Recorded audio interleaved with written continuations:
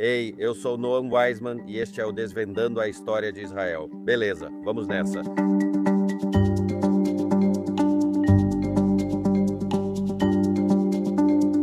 Como você deve ter notado, minha voz está um pouco diferente agora. A gravação não está com a qualidade que estamos acostumados porque estou viajando neste momento. Falei que precisava gravar este podcast com Kavi Retegor. Obrigado por estar aqui comigo. É bom estar aqui. No momento desta gravação, estamos há cerca de 10 dias nessa guerra com o Irã.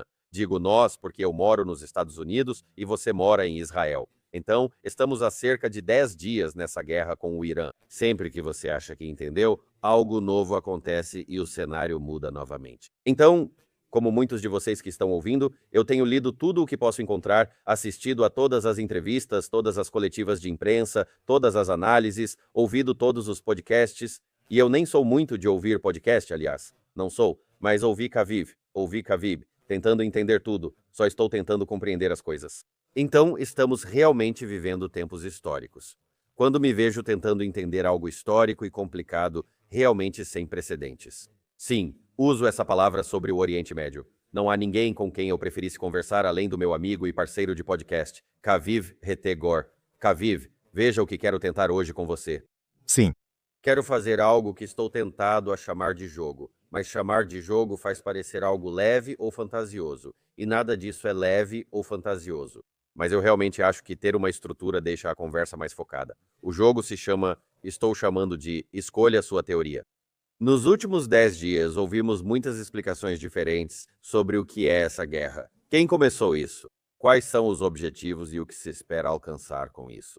Estou prestes a falar em uma das melhores escolas independentes dos Estados Unidos que não é judaica, para ensinar alunos do 5º ano sobre a guerra. Pensei que antes de fazer isso queria dar uma trapaceada e pegar um pouco da sua sabedoria. Então, é o seguinte que vamos fazer. Vou compartilhar ideias que ouvi de líderes e comentaristas em Israel e nos Estados Unidos. À medida que passarmos por cada uma, vou pedir que explique essas teorias e responder algumas perguntas sobre elas. Quero entender o que é sério, o que é simplista demais, o que é parcialmente verdadeiro. E também quero saber, numa escala de 1 a 10, o quanto cada teoria é verdadeira. O quanto você acha que ela ajuda a explicar o que realmente está acontecendo? Pronto para o jogo, Kaviv? Tudo certo, estou pronto. Ok, porque você entra e sai de abrigos. Acho bom jogar um joguinho às vezes. Isso é importante. Sim, e eu estou um pouco cansado, então minhas respostas podem ser um pouquinho menos boas do que seriam há 10 dias. Mas muitas das sirenes tocam à noite e tivemos pessoas dormindo aqui. Então é complicado, mas eu estou aqui, estou presente, é fascinante e estou animado para jogar. Certo, vamos lá. Antes da primeira teoria, sobre meu enquadramento histórico e contextual, você concorda ou discorda? O ponto sem precedentes está totalmente correto. Sabe, o analista militar e jornalista Yaakov Katz me apontou que o exército israelense está operando em inglês no momento. Isso nunca aconteceu antes. A integração é tão forte que as forças de defesa de Israel passaram a operar no horário Zulu igual ao da OTAN nesta guerra. É o relógio usado por diferentes forças militares para coordenar operações conjuntas no mesmo horário. E as forças de defesa de Israel nunca alteraram seu próprio horário de guerra. É chamado em hebraico de Mamil Shama para o horário da OTAN, mas agora trabalha tão próximo aos americanos que faz isso em inglês e usa o horário da OTAN. Então esse é apenas pequeno detalhe técnico e logístico que demonstra o quanto isso é algo novo para os israelenses. Os americanos veem os israelenses usarem equipamentos americanos, como os F-30 e 5, trocando núcleo, maquinaria e capacidades por tecnologia desenvolvida em Israel, principalmente em guerra eletrônica. E os americanos estão aprendendo com os israelenses sobre os aviões americanos e algumas dessas coisas. Não quero exagerar isso.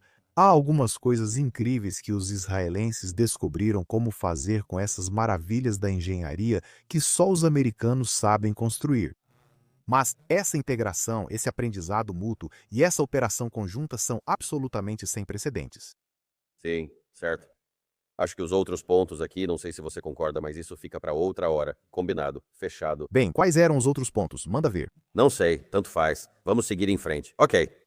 Eu quero jogar o jogo com você, Kaviv. Vamos jogar o jogo. Eu disse que isso não era uma guerra entre muçulmanos e judeus. Foi isso que eu disse. Definitivamente não é uma guerra entre muçulmanos e judeus. Na verdade, eu já argumentei isso em uma frase caricata, mas é um podcast de 2 horas e essa é a versão superficial da história. Mas é uma versão resumida em uma única frase. Ok. Esta é uma guerra contra uma visão muito específica, extremamente moderna e profundamente marxista do Islã. Khomeini explicitamente se inspira na ideologia do xismo vermelho de Ali Shariat dos anos 70. As pessoas podem simplesmente digitar isso no seu mecanismo de busca ou IA favorita e descobrir o que é. E o que Shariat fez com o Islã xiita para produzir a ideologia da República Islâmica do Irã, que Khomeini depois transforma em um sistema político, é exatamente a libertação. Teologia da América Latina para o catolicismo, que é reinterpretar Jesus como um revolucionário social marxista. Eles reinterpretaram o Imam Hussein, o grande messiânico, não o messiânico, mas aquele que morreu. O filho dele será a figura messiânica que retornará para reinterpretar o Imam Hussein como um revolucionário marxista. Essa versão do Islã, essa revolução permanente, essa revolução tirânica e estática liderada por bilionários corruptos, exige que todo o povo seja pobre, enquanto os governantes, em nome da grande revolução global dos oprimidos, apresentada em termos islâmicos, é isso contra o que estamos em guerra. Isso é muito mais maoísmo do que Islã. Em outras palavras, nenhum xiita de 80 anos atrás reconheceria o que esse regime considera como Islã xiita. Na verdade, a maioria dos xiitas hoje não aprova esse regime. Eu vi alguém, uma pessoa irritada no X, acho que era alguém da ala mais à esquerda do movimento progressista nos Estados Unidos, dizendo: vocês acabaram de matar o líder espiritual de 300 milhões de pessoas e acham que eles não vão odiar vocês agora. Fico impressionado que tantos xiitas não odeiem os Estados Unidos ou Israel por isso. Podem criticar Israel pela guerra em Gaza, mas nem sei se gostam dos Estados Unidos. Matar Khamenei não é algo que os incomoda, porque ele não é o papa deles. Ele é Mao Tse-tung nos termos políticos xiitas. Então estamos em guerra com isso, definitivamente não com o Islã. De forma alguma é uma visão majoritária no Islã, mas é a visão dominante no Oriente Médio entre os xiitas, politicamente dominante, aliás, através da violência e opressão, não porque foram eleitos. Certo, estamos alinhados. Vamos direto para as ideias agora, a explicação foi útil. Devemos abordar 5 ou 6 ideias, com 4 a 5 minutos para cada. Vamos lá, ouço essas coisas. Não quero só sua reação e lembro da dinâmica. Quero saber se é sério, simplista ou parcialmente verdadeiro. E depois quero que você, numa escala de 1 a 10, argumente o quão verdadeira cada uma dessas teorias pode ser. Tudo bem. Teoria número 1, ideia número 1. Esta guerra busca impedir o programa nuclear do Irã. Isso parece óbvio. Ouvimos Bibi falar disso há quase 30 anos. Trump mencionou isso ao anunciar oficialmente as operações no Irã, argumentando que a guerra visa impedir que o Irã obtenha uma arma nuclear. Esta é basicamente uma guerra de não proliferação? O Irã estava realmente perto de obter uma arma nuclear? Me diga o que você acha. Sim, com certeza. É sobre isso, com certeza. Sim, com certeza. Sem dúvida é sobre o programa nuclear do Irã. Ninguém sério discute isso. Os debates são sobre se é 10% sobre o programa nuclear e 90% sobre outras coisas, ou se é 75% sobre o programa nuclear e 25% sobre outras coisas. Não há dúvida para Trump, para Bibi, para, francamente, a Europa. A AIEA, a agência da ONU responsável por supervisionar, checar e verificar se o Irã está cumprindo com suas exigências sob o Tratado de Não Proliferação que assinou e muitas outras exigências. Todos eles concordam com esse aspecto. Todos eles estão de acordo, mesmo que não queiram ataques cinéticos ou a decapitação do regime ou outras coisas desse tipo, eles concordam completamente com essa parte. Eles buscam 440 quilos de urânio enriquecido que sumiram. Não desapareceram, mas ninguém sabe onde estão, pois nenhum estrangeiro no Irã acompanhou isso. Eles estão em Fordo, Natanz e mais 3 ou 4 locais distintos. Então, é absolutamente indiscutivelmente isso. A questão é, quantos outros motivos acompanham isso? Essa é uma preocupação comum nesta guerra entre quem prefere não enxergá-la. Keir Starmer continua preocupado. Chanceler Merz da Alemanha ainda preocupado com isso. Então, isso é indiscutivelmente uma preocupação para todos e parte do que esta guerra significa. Ok, há uma citação da avaliação de inteligência dos Estados Unidos, mencionada pelo escritório do diretor de inteligência nacional, afirmando que o Irã não está construindo uma arma nuclear. mas mantêm estoques de urânio enriquecido em níveis inéditos para um país sem armas nucleares. Então esse é o seu argumento, que você acha que seja 10%, 20%, 30%, 50%, 80%, mas existe sim uma porcentagem que isso tem muito a ver com impedir o Irã de adquirir uma arma nuclear. De 1 a 10, de 1 a 10 o que você... As pessoas veem poeira. Eu vejo impérios. Esta é a própria terra resgatada do Monte do Templo, pisada por babilônios e romanos, resgatada, peneirada e oficialmente certificada. 3.000 anos de legado agora são seus. Não apenas estude a história, vista, clique no link para garantir sua parte de Jerusalém. Essas avaliações e citações em relatórios de inteligência envolvem muita política. Ignore isso. A comunidade de inteligência dos Estados Unidos frequentemente avaliou que o trabalho nuclear do Irã, o aspecto de engenharia de construir uma bomba, construir uma ogiva, construir um detonador, construir um míssil que possa transportá-la.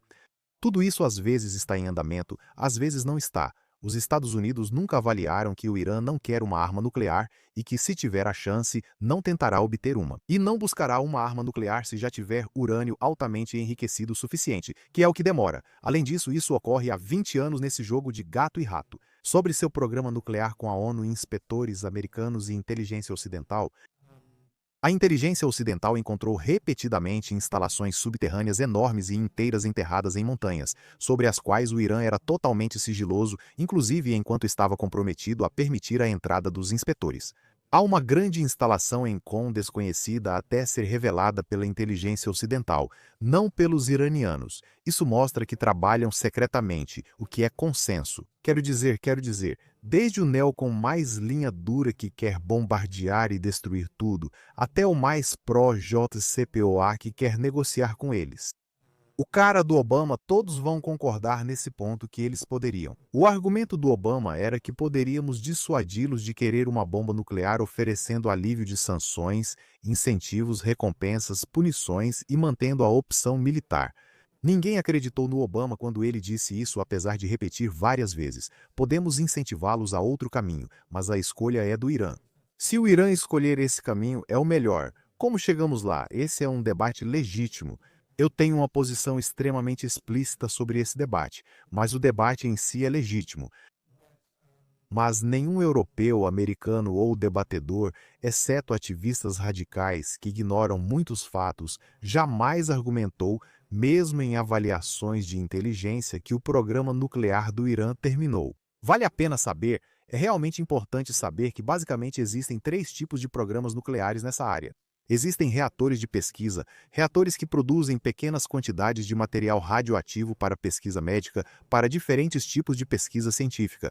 Esses são reatores minúsculos, realmente pequenos que você precisa de um em um país ou um a cada 15 países para produzir o suficiente.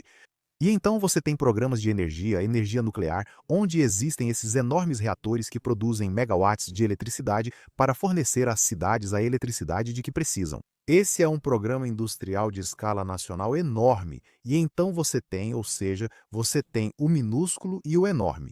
Você precisa de programas nucleares para produzir centenas de quilos para um pequeno arsenal ou milhares para um grande arsenal nuclear. Eles estão exatamente no meio em tamanho. Eles têm tantas instalações e tanto urânio que conseguem produzir em uma certa velocidade, e têm um programa adjacente de mísseis balísticos para entregar as ogivas. O programa do Irã é grande demais para ser apenas pesquisa, pequeno demais para ser voltado à energia. Ele tem exatamente o tamanho certo para ser um programa de armas.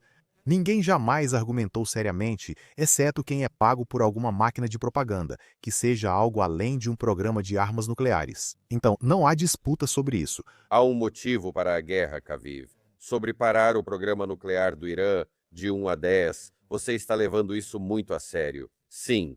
Eu levo esse motivo super a sério, e dentro de Israel, dentro dos Estados Unidos, sabe? Quando você diz que Israel quer ou que os Estados Unidos querem, você está falando de milhares de pessoas envolvidas no planejamento, nas forças armadas, nas comunidades de inteligência. Há muitas vozes na conversa israelense sobre isso e nos Estados Unidos, até dentro do governo e do Conselho de Segurança Nacional, há opiniões diferentes.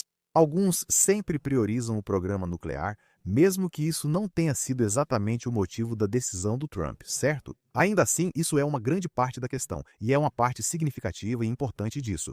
Ok, ouvi 8. Você disse 8. Certo. Teoria 2. Essa é a guerra de Israel e os Estados Unidos foram envolvidos. Essa é uma narrativa que eu ouço com frequência, especialmente em partes da política americana, especificamente no grande movimento anti-guerra e neo-isolacionista. Eles afirmam que essa é basicamente a guerra de Israel com os Estados Unidos envolvidos. Vou citar alguns exemplos para você. Sabe, temos a sua amiga Candace Owens que diz: Estou brincando, ela não é sua amiga. Não se preocupe. Ela diz: Não se aliste nem permaneça nas Forças Armadas dos Estados Unidos. Trump traiu a América e espera que você morra por Israel. Não há honra em ser levado à morte por homens desonrados. Marjorie Taylor Greene diz: Não somos mais uma nação dividida entre esquerda e direita. Somos uma nação dividida entre quem quer guerras por Israel e quem busca paz e pagar contas e plano de saúde. Nick Fuentes diz que Israel arrastou os Estados Unidos para a guerra com o Irã. Bem direto. Qual é a sua reação a isso? Quer dizer, você acabou de citar racistas completamente insanos. Digo, pessoas que estão profundamente preocupadas com as conspirações secretas do mundo. Os lasers espaciais judaicos de Marjorie Taylor Greene causando os incêndios florestais na Califórnia e Candace Owens falando sobre os judeus como um povo falso e uma máfia casária, secreta, dominando o mundo e governando tudo. E todos nós, aparentemente, ela, eu acho, ouviu algo sobre a seita franquista que se separou do judaísmo no século XVII. Ela fala sobre isso de forma obsessiva. Você está falando sobre psicopatas, que eles são influentes hoje na política americana porque a política americana quebrou e eles a quebraram. Quando algo quebra, você cria uma política para lidar com isso. Ao invés de buscar corrigir seus próprios erros e os da sociedade, você passa a procurar soluções em outros lugares. Para projetar todos os seus fracassos e erros, assim você não precisa lidar com a quebra internamente. E esse é um tipo de política que vai te levar ao estado atual do Oriente Médio. Isso vai quebrar o seu país. Você perderá a capacidade de assumir responsabilidade, prestar contas e criar políticas públicas. E eles realmente acham que Israel tem algum tipo de influência secreta sobre Trump, seja pelos arquivos do Epstein. Uau, seria uma operação de inteligência muito mal feita se todo mundo no planeta pudesse ver tudo isso acontecendo. E milhares de autoridades americanas têm acesso a isso, sabe? Ou algum outro poder místico que Netanyahu tem sobre Trump? Essa é a versão absurdamente estúpida, conspiratória e autodestrutiva dessa história. E Tucker Carlson faz isso todo dia. E Candace Owens não é literalmente nada além dessa obsessão com os judeus. E isso rima muito, muito mesmo com tudo o que vimos na Alemanha nazista nos anos 1930, não em termos de preparação para um genocídio, mas em termos de uma obsessão interminável com os judeus. E não existe nada nesta terra além de judeus. E todo o comunismo são judeus, e todo o liberalismo são judeus, e tudo e todos e em todo lugar são judeus, e os judeus estão provocando uma guerra mundial, certo? Hitler, invadindo a Polônia, não começou uma guerra mundial. Foram os judeus que começaram uma guerra mundial. Esse é o discurso dos nazistas Nick Fuentes e Candace Owens. Só posso dizer que representa a decadência da direita americana. É algo que está se formando dentro da direita americana, uma incapacidade de lidar seriamente com qualquer questão ou problema, porque sempre há uma conspiração à espreita. Você pode ignorar tudo, desligar o cérebro e fugir da responsabilidade, fracasso ou ansiedade. Sempre há um judeu para culpar. Tudo o que posso dizer para essas pessoas é que lamento que os Estados Unidos estejam passando por isso, mas é como assistir a um tio bêbado que não consegue enxergar que tem um problema com o álcool. Mas há uma versão bem mais séria desse argumento.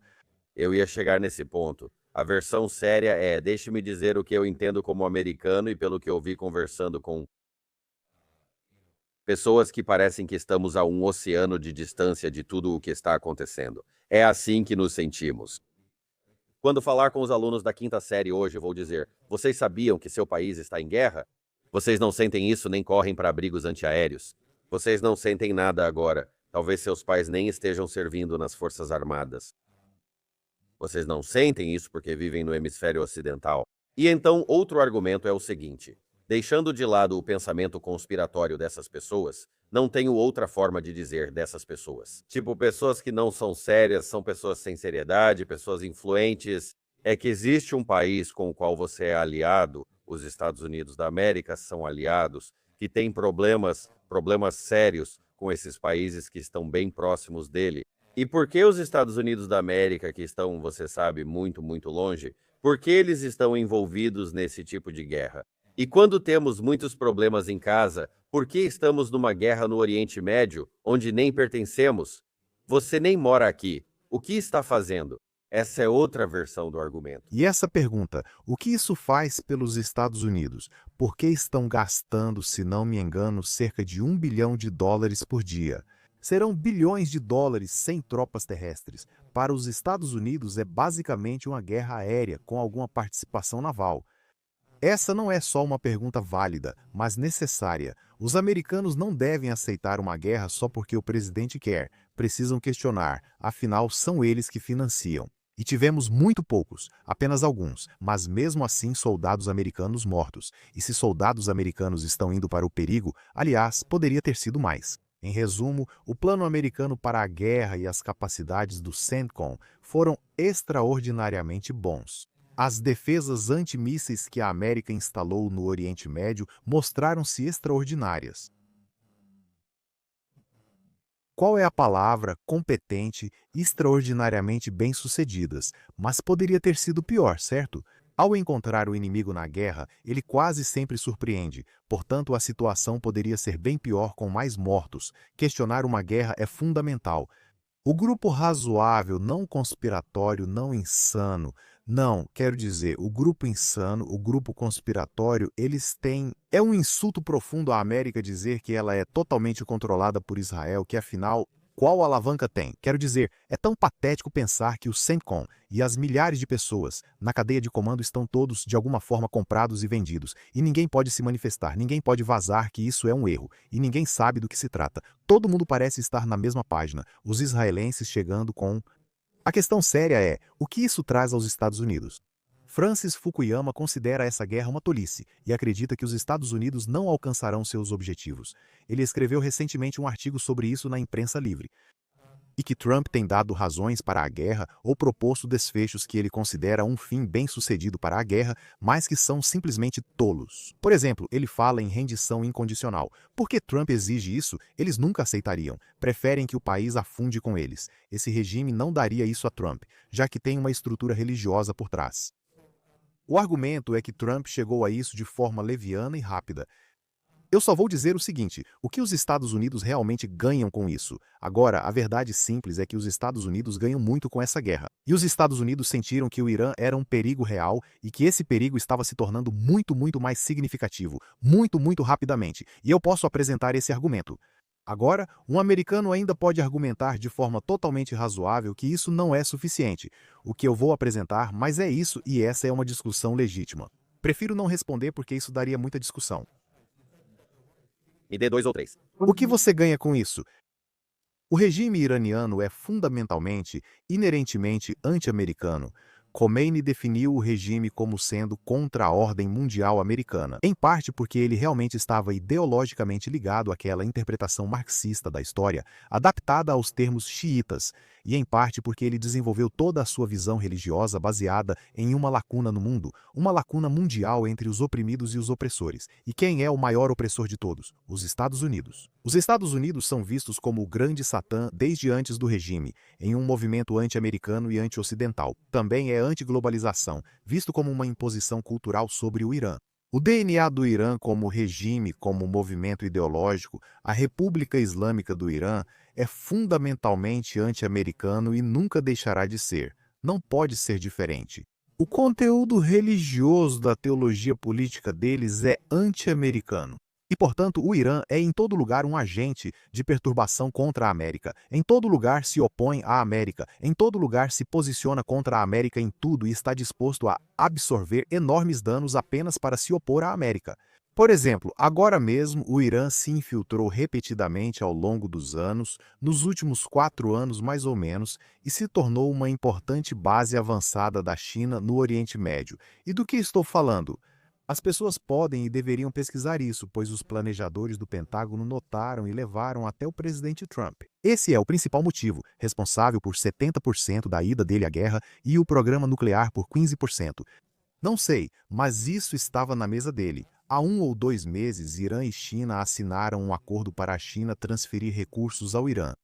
Mísseis supersônicos que podem viajar a Mach 3 e penetrar nos sistemas de defesa antimísseis navais americanos, derrubando grandes navios de guerra estratégicos dos Estados Unidos, incluindo porta-aviões. E o Irã deveria implantar esses mísseis no Golfo Pérsico, no Estreito de Hormuz, no norte do Oceano Índico, de maneiras que limitam severa e dramaticamente, em um nível estratégico, a capacidade americana de proteger as rotas de transporte de petróleo no Estreito de Hormuz. Os iranianos têm enviado muitos mísseis e são grandes exportadores de armas. E muitas dessas armas vão para os Houthis, do Iêmen, que controlam o Estreito de Bab el-Mandeb, que é a entrada para o Canal de Suez. Entre 40% e 50% do transporte marítimo da Ásia Oriental e das fábricas chinesas para a Europa passa pelo Estreito de Bab el-Mandeb. O Irã está geograficamente situado em 2 dos 10 ou até mesmo dos 6 principais pontos de estrangulamento do comércio mundial. A administração Trump analisou o comércio mundial e ficou obcecada com isso. A Groenlândia estava relacionada ao Ártico se tornar uma arena do comércio mundial. A Groenlândia estava relacionada aos metais de terras raras, que existem na Groenlândia, são difíceis de acessar e caros para extrair. A China domina quase todo o comércio mundial de metais de terras raras, essenciais para a alta tecnologia, e a Groenlândia está ligada a esse contexto. Trump estava obcecado com o Panamá no início de seu governo no segundo mandato, se você se lembra. Trump tem estado obcecado com a Venezuela, que é um dos fornecedores de petróleo para a China. Trump está obcecado com o Irã, fornecedor de petróleo e localizado em 2 pontos estratégicos como o Panamá. Onde quer que você olhe, há 6 coisas diferentes e distintas que se unem em uma única tentativa coerente de dizer algo. Os Estados Unidos deixaram de priorizar a abertura dos pontos de estrangulamento e a proteção do comércio mundial ao longo dos anos, e permitiu que esses pontos estratégicos no mundo, passassem para o lado chinês da grande divisão América-China da Terra, da influência na Terra, e nós vamos recuperá-los. Agora, na Venezuela, prender Maduro foi suficiente porque o vice-presidente entendeu o recado e o vice-presidente está colaborando com os americanos. No Panamá, apenas reclamar já foi suficiente. Na Groenlândia, a ameaça resultou em um novo acordo com a Dinamarca. Isso já é suficiente. No Irã, nada poderia ser suficiente. Assim, a mudança de regime faz sentido se seu argumento é que poderemos ter uma guerra cinética com os chineses. O Oceano Índico e o Estreito de Malaca, na Malásia, são grandes pontos de estrangulamento. A maior parte do petróleo que chega à China passa ali, vindo principalmente do Irã e do Golfo Pérsico. Impedir que os iranianos prendam uma grande parte da marinha americana ali, caso ela precise correr para Taiwan, é em si uma questão estratégica. Existem essas grandes questões estratégicas no tabuleiro de xadrez global. Você não precisa gostar de Israel, você não precisa ser a favor. Nada disso. O Irã tentou assassinar o presidente Trump. Quero dizer, o assassino foi pego e acabou de ser condenado ou indiciado. Não lembro ao certo, mas esteve nas notícias na semana passada. O cara que tentou desculpe que o Irã literalmente contratou para assassinar o presidente Trump. O Irã está tentando atrapalhar os Estados Unidos de todas as formas em todos os momentos. E nada disso é Israel. Nada disso é Israel. Agora, some a isso o fato de que Israel é um aliado incrivelmente útil no Oriente Médio. Veja o que acabou de acontecer. Israel quer o fim do regime do Irã. Os Estados Unidos desejam que o regime iraniano não desestabilize o Golfo Pérsico. Esses interesses se sobrepõem. Quando isso acontece, os Estados Unidos atacam o Irã, decisão do presidente. E os israelenses estão ali na linha de frente da batalha. Soldados israelenses em terra, pilotos israelenses no ar, Israel absorvendo mísseis, Israel disposto a lutar e tendo capacidade para lutar. Se os Estados Unidos entrarem em guerra com a China para defender Taiwan, é para isso que sua frota do Pacífico foi criada, e os Estados Unidos acreditam que podem ser chamados a agir assim em 5 anos. Se os Estados Unidos se encontrarem nessa situação, se tivessem Israéis no leste asiático, se tivessem Japão, Coreia do Sul e Filipinas dispostos a sofrer danos da China, dispostos a infligir, dispostos a voar, dispostos a colocar suas tropas em perigo, essa seria uma guerra completamente diferente. Então, a percepção dentro do setor de defesa americano de que Israel é realmente útil é de que Israel é o aliado perfeito. Isso abre uma janela, e há um sentido em que Israel realmente abriu uma janela para os americanos travarem essa guerra. Não foi de alguma forma mágica, com feitiços de voodoo, convencendo Trump a fazer algo contra os interesses dos Estados Unidos. Mas Israel mostrou que isso é possível. O Irã vem vendendo ao mundo há uma geração a ideia de sua invencibilidade, de que pode incendiar a região, destruir tudo, explodir tudo, que se você enfrentar o Irã vai colocar fogo no mundo inteiro e você não pode arcar com isso. E manteve todos afastados com sua fanfarronice por décadas. E Israel, em junho do ano passado, na Guerra de 12 Dias, provou que toda a força aérea iraniana não existe funcionalmente.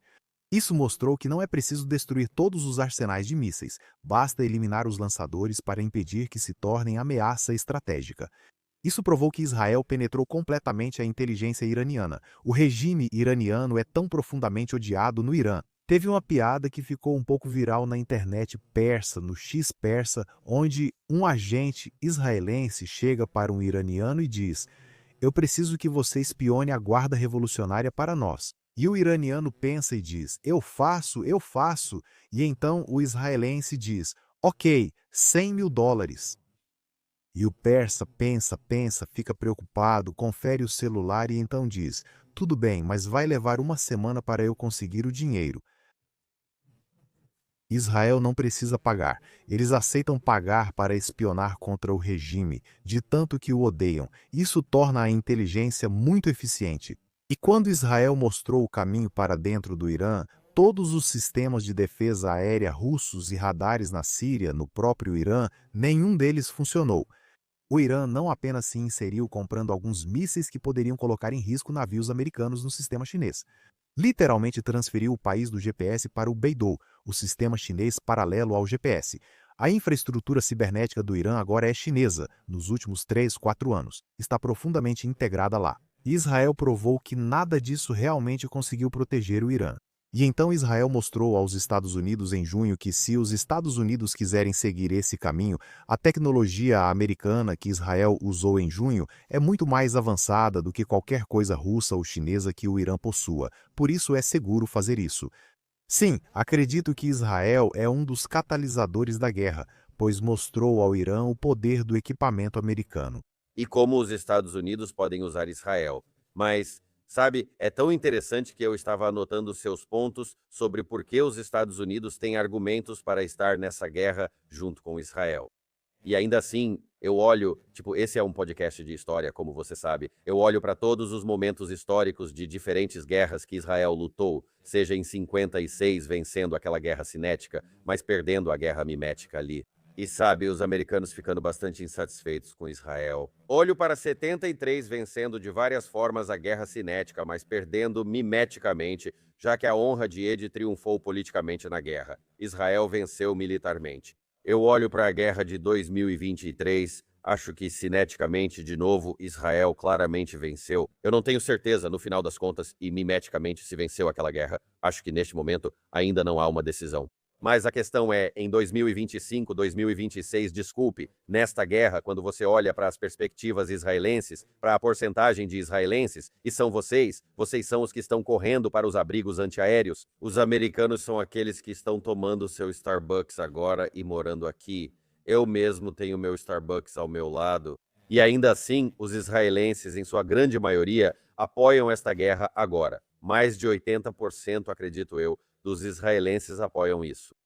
E ainda assim, nos Estados Unidos da América, quando você olha as pesquisas, parece estar equilibrado. Todas as suas explicações parecem muito boas, mas são complicadas.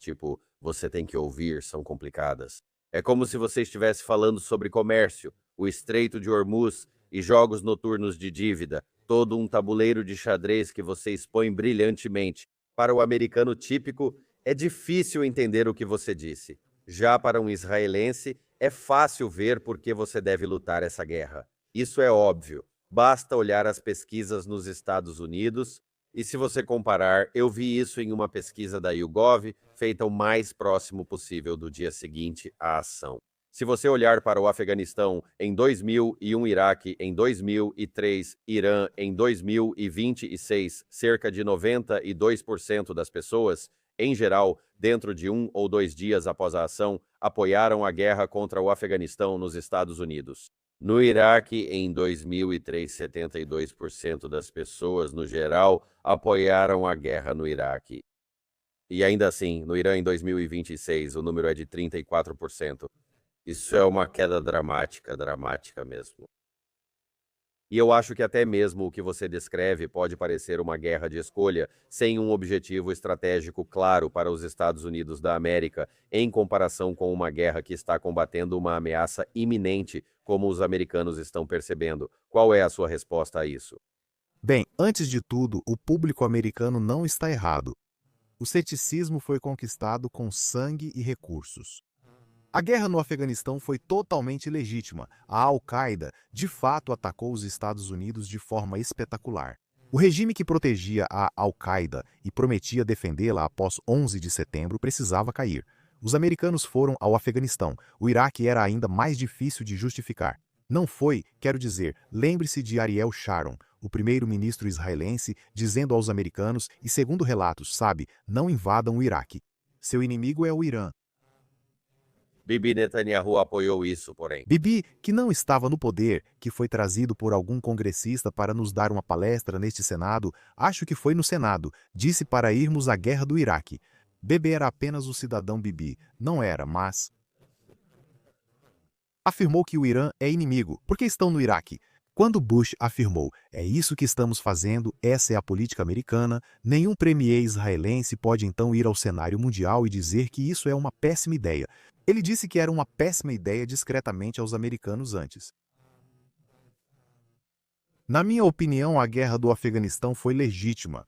A guerra do Iraque foi tola no sentido de que, quero dizer, se alguém pode democratizar, os americanos podem democratizar. Eles já fizeram isso antes, mas entraram sem saber o que era necessário para democratizar. Faltava compreensão real sobre o mundo árabe e seus motivos. Quais são as ideias? Quais são as limitações e desafios culturais?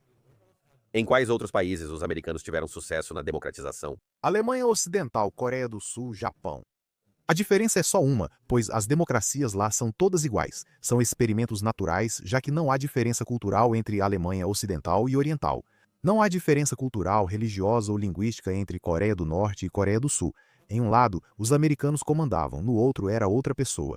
E a diferença está ajudando a diferença americana. E elas acontecem de forma diferente em cada lugar, certo? Na Coreia do Sul, por exemplo, era uma ditadura até os anos 70, mas se transformou devido à proximidade com os Estados Unidos e ao desejo de desenvolver a economia. A pressão de ser defendida pelos americanos dificultou não ser democrática, levando à democratização. Vimos isso em muitos lugares onde aliados dos Estados Unidos se democratizaram apenas por estarem próximos dos americanos, o que é difícil evitar. Então, para um americano levantar e dizer, eu vou democratizar alguma coisa, se um israelense fizesse isso, sabe? Você deveria rir desse israelense e mandar ele voltar a tomar os remédios, porque essa é uma maneira extremamente estúpida de um israelense falar. Isso não está nem remotamente dentro da capacidade ideológica de Israel, muito menos da capacidade demográfica, econômica ou militar. Para um americano, isso não é insano. Mas isso chegou ao Oriente Médio sem nenhum entendimento sério do que realmente seria necessário. O Oriente Médio não é o Japão, o Oriente Médio não é a Alemanha, o Oriente Médio não é a Coreia. É um lugar diferente, com ideias diferentes e problemas diferentes. Então, o Iraque era menos, no sentido de atacar diretamente a América, uma guerra menos legítima. O Afeganistão era totalmente legítimo. O Afeganistão foi uma perda total, e o Iraque, na verdade, foi um grande sucesso. Agora, não é o sucesso que os americanos planejavam, não é a grande democracia, mas o Iraque saiu sem Saddam. O Iraque terminou mais coeso do que se imaginava. Durante o período do ISIS, após a saída das tropas americanas, o grupo foi derrotado e acabou forçando uma união inédita no Iraque. E assim, com o tempo, você sabe, a história não é medida pelo que acontece dentro de uma única administração presidencial. O Iraque foi muito menos um fracasso do que o Afeganistão, mesmo que o Afeganistão fosse muito mais legítimo. Os americanos nunca olham para esses lugares e dizem, fizemos um bom trabalho, vocês disseram que aconteceu, e de fato aconteceu. Não, eles ainda olham para o Oriente Médio e dizem que tudo que tentamos falha, tudo explode na nossa cara. O Pentágono construiu mais de 2.000 escolas no Iraque. Houve uma tentativa real, autêntica, honesta e sincera dos americanos, despejando centenas de bilhões de dólares dos contribuintes para fazer do Iraque uma história de sucesso. E quem falhou em transformá-la em uma história de sucesso? Os iraquianos. Por quê? porque eles estão divididos entre religião, clã e tribo. Se você não entende que o governo e o regime de Saddam foram baseados nesses clãs, especialmente nos sunitas, e não cria um sistema político considerando essa realidade, está agindo por fantasia em Washington, não pela realidade do Iraque, por isso fracassaram. Agora eles observam essa aventura no Irã e se perguntam: será que sabemos o que estamos fazendo? E quais são as chances de Donald Trump, que se recusa a explicar por que isso é urgente agora, realmente estar fazendo algo urgente neste momento? E esse é um ceticismo profundamente saudável. Muito bem, americanos, vocês precisam ter esse ceticismo. Não haverá tropas em solo. Se for o caso, acho que os americanos deveriam intervir e dizer: não sei se a América sabe fazer isso agora. E se isso não durar além da presidência de Trump, e então um presidente progressista assumir, e esse presidente progressista retirar todas as tropas, você só quebrou sem construir. Mas se puder continuar sendo uma guerra sem tropas em solo, e se puder literalmente apenas eliminar as capacidades do Irã de atrapalhar a América, das maneiras que o Irã tem tentado fervorosamente atrapalhar a América por 30 anos, e a única razão pela qual sempre falhou é por incompetência, não porque não queira literalmente derrubar a América. Se o Irã obtiver uma bomba nuclear, não só Israel, mas também a América estará ameaçada. Basta observar o programa de mísseis balísticos deles e o alcance que buscavam. Tudo o que a América está fazendo agora no Irã faz sentido no tabuleiro de xadrez regional, no tabuleiro de xadrez global, no tabuleiro de xadrez da relação adversária entre China e América, na questão de quem realmente vai comandar a ordem mundial em 30 anos. Tudo faz sentido, e os americanos estão tão traumatizados por aquelas experiências terríveis no Oriente Médio que acabaram exagerando as coisas. Agora, Donald Trump acabou de dizer: eu quero rendição incondicional, eu quero mudança de regime, eu quero isso, eu quero aquilo. Mas aí ele também diz coisas diferentes 2 dias depois. Isso por si só gera ceticismo. Eu apoio o ceticismo do povo americano. Ok, mas sobre esse ponto, ainda não entendo o aspecto mimético disso, quero dizer, o aspecto verbal disso, o lado de relações públicas, a narrativa em torno disso. Os americanos ainda não entendem. Eu acho, olha, tenho observado de perto os funcionários do governo, e eles deram alguns motivos, e esses motivos mudaram ao longo do tempo. E o que eu suspeito que seja a história? Eu suspeito, sabe? Ninguém vem até mim para falar sobre direito constitucional americano, então estou falando aqui ainda. Obviamente sou jornalista. Ainda vou falar com confiança, mesmo que eu não faça ideia, mas quero avisar a todos que o que estou prestes a dizer não é algo sobre o qual eu saiba alguma coisa, mas eu li na imprensa americana. Há uma preocupação real de que a maneira como Trump entrou em guerra possa ter problemas legais, constitucionais. Não posso julgar isso. Não sei se esse argumento é totalmente falso ou correto. Se os republicanos não fossem tão leais a Trump, também estariam revoltados.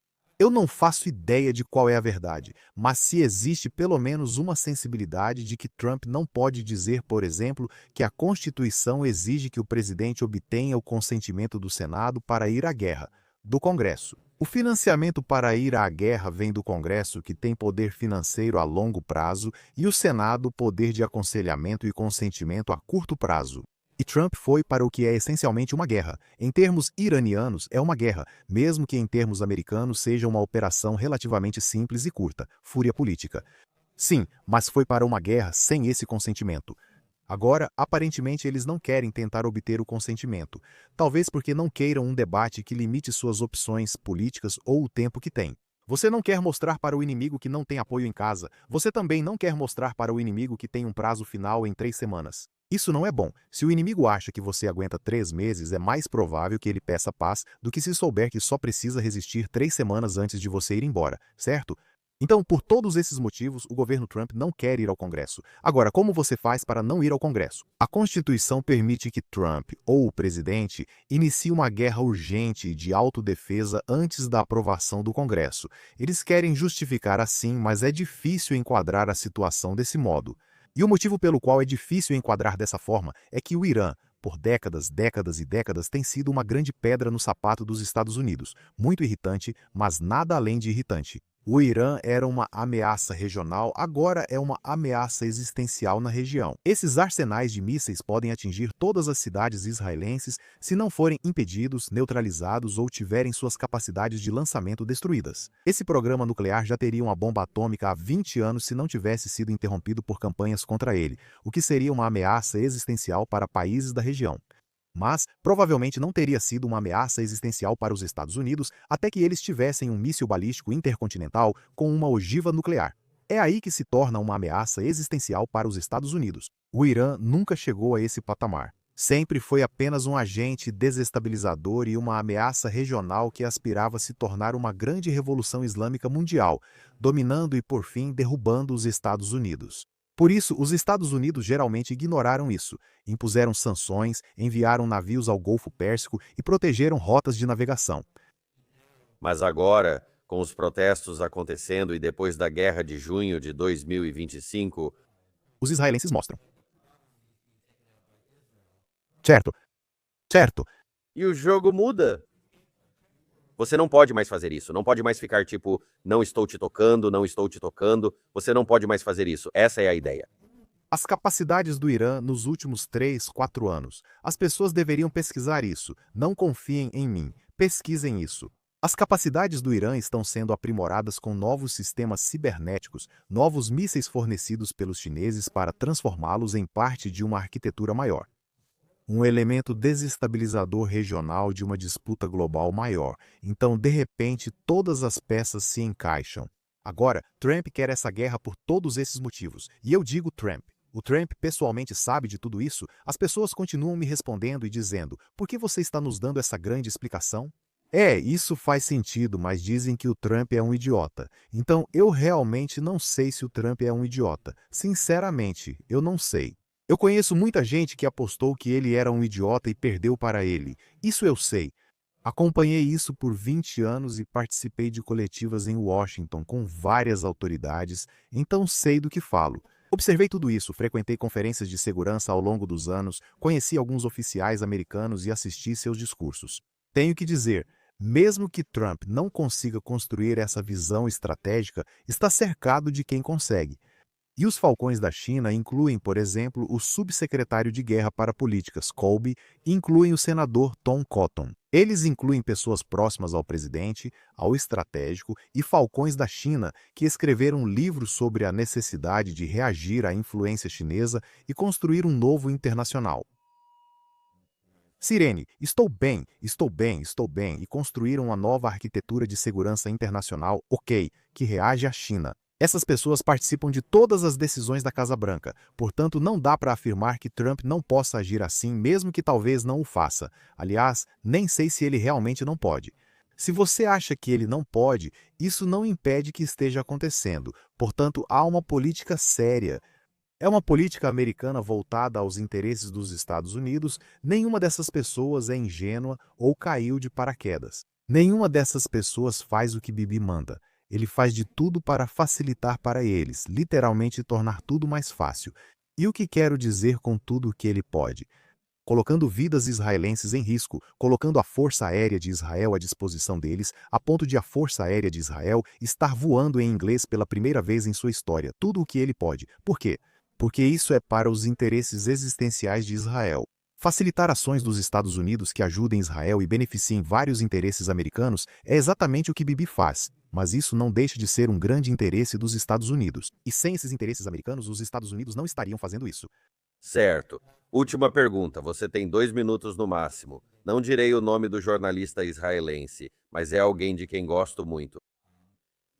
Ele afirmou: essa é a última pergunta. Você tem só 90 segundos para responder.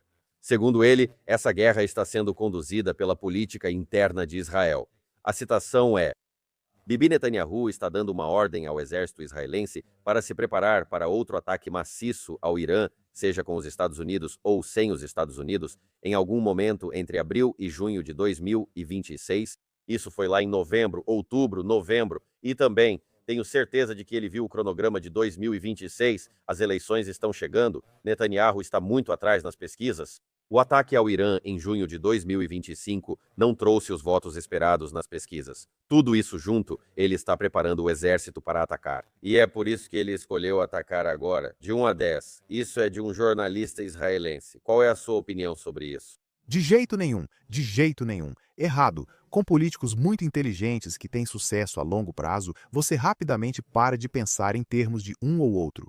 Netanyahu tem uma agenda política que nunca sai da cabeça dele, e ele tem uma agenda de políticas que também nunca sai da cabeça dele, e ele nunca age pensando só em uma ou só na outra. No caso do Irã, esse homem não pensou nem falou sobre outra coisa. Ele fez todo tipo de compromisso político possível, ele prostituiu todos os seus ideais.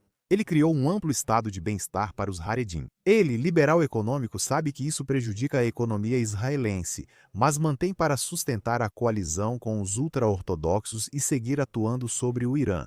Acredita que seu legado é o Irã. Ele acredita que o Irã é a razão de sua existência e se vê como o principal defensor do povo judeu contra o Irã. Tudo isso me irrita. Não acho que ele seja indispensável. Como diz o ditado, os cemitérios estão cheios de pessoas indispensáveis. Mesmo assim, ele acredita nisso. Ele observa a taarena política em Israel e não vê substitutos para si. Na questão fundamental da política em relação ao Irã, onde acho que ele realmente tem uma vantagem tremenda na questão de Israel versus Irã. Atualmente, ele precisa lidar com a política de direita dos Estados Unidos com Trump. Acho que o antissemitismo e o movimento America First o surpreenderam e, embora esses grupos se cruzem um pouco, não são os mesmos. Só estou falando desses grupos que são isolacionistas na direita americana. Mesmo assim, com Trump, ele é quem você quer em um mundo liderado pela América de Trump para fazer isso, e vemos isso agora. Talvez não seja loucura ele achar que só ele conseguiu isso na política israelense e que esse é seu legado. As eleições não impulsionam a guerra. Dizer que ele quer uma guerra bem-sucedida porque acha que isso vai ajudá-lo nas eleições é exagero. Ele sabe que as eleições estão chegando. Aliás, ele não venceu em nenhuma pesquisa. Ninguém obteve maioria absoluta, e ele não venceu nenhuma pesquisa desde que o governo assumiu em dezembro de 2022. Ou seja, ele pode muito bem perder a próxima eleição. Ou, se ele não perder, pode ter uma minoria dos votos populares, um governo de minoria, ou podemos ir para um segundo turno porque pode não haver ninguém com uma coalizão. Tudo isso é possível. E eu acho que, na medida em que ele pensa sobre isso, o fato de que ele pode perder a eleição significa que ele tem que fazer a grande e grandiosa coisa para a qual ele foi colocado neste mundo: remover a ameaça iraniana a Israel. Não. Então, a eleição está pressionando ele a ir para a guerra, mas isso não significa que ele não priorize a guerra. Para ele, isso é sobre o Irã e sempre foi sobre o Irã. Aliás, ele nunca fez concessões sobre isso em nenhuma negociação de coalizão. Ele vai ceder em toda a economia, no sistema educacional, em tudo, tudo em que ele acredita, mas ele nunca vai ceder na grande questão estratégica do Irã. Ele sempre controlou isso desmontando agências do governo israelense para manter o controle pessoal sobre o assunto. Não é uma guerra falsa para servir aos interesses eleitorais dele. Se ele teme essa eleição, precisa resolver a questão do Irã agora, pois acha que só ele consegue. Kaviv, muito obrigado. Você é uma pessoa incrível e eu sempre adoro aprender com você. Pergunte qualquer coisa ao Kaviv, um dos melhores podcasts que existem. Obrigado, obrigado, obrigado. Obrigado por tudo o que você faz. Até mais. Tudo bem, até logo.